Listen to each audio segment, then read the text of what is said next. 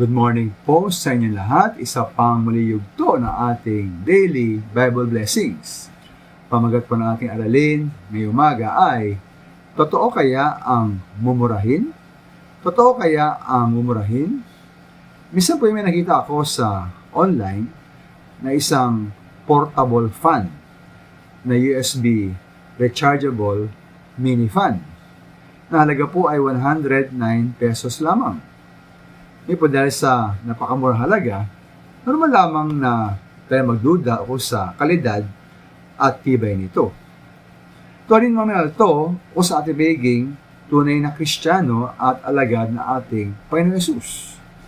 Marami nagsasabing sila ay mga Kristiyano daw, ngunit lahat kaya nagsasabing sila ay Kristiyano ay totoong mga Kristiyano at totoong alagad ng ating Panginoon Hesus.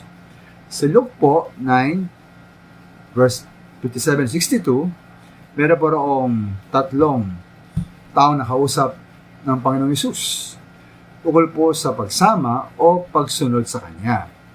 Sa verse 58, sinabi po ng Panginoong Hesus na may lungga ang asong gubat at may pugat ang mga ibon, ngunit ang anak ng tao, siya po yun, ay walang sariling tahanan. Para po sa akin ito po ay paalaala na pagiging alagad ni Kristo ay may kasamang hirap, pagsubok at pagkasakripisyo.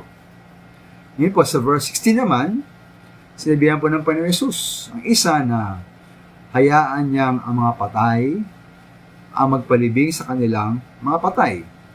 With dapat siyang humayo at ipahayag ang tungkol sa paghahari ng Diyos. Para po sa akin ito po ay katotohanan ng pagsunod bilang alagad ng Panginoon Hesus ay hindi maaring makapaghintay.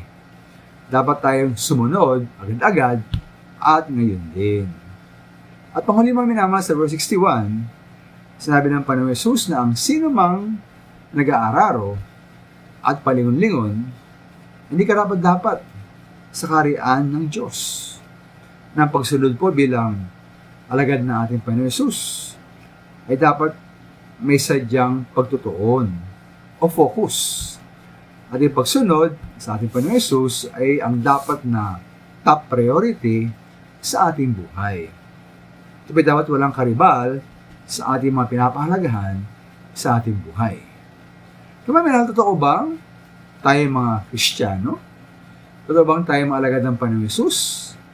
Meron ba sa ating higing handa magsakripisyo? Meron ba sa ating pagmamadali?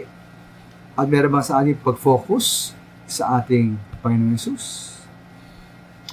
Salamat po.